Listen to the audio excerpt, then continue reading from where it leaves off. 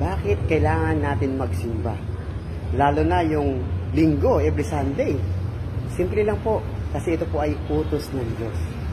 Utos ng Diyos na kung saan kailangan tayo po ay magsimba.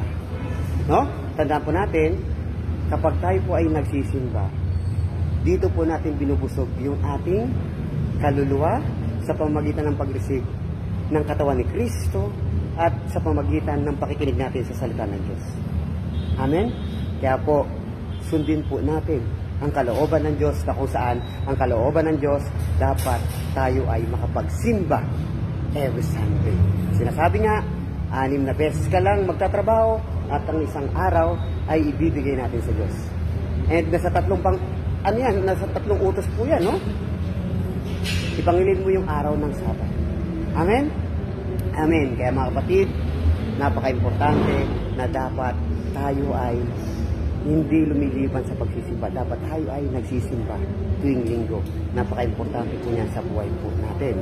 Tandaan po natin, yan po ay utos ng Diyos na kung saan kahit kayo mga magulang, gusto nyo rin na kayo ay sinusunod ng inyong mga anak. Lalo na po si Jesus, na hinahanap po tayo sa simbahan na kung saan kailangan lahat po tayo ay makapagsimba at kausapin natin ang Diyos, makapagpasalamat sa lahat ng biyayang natatanggap natin. Magpapasalamat tayo dahil tayo ginigising ng Diyos. Amen? So yun lang po, maraming salamat mga kapatid, manatili po tayong cute, Catholic until the end. Bye bye everyone, God bless all.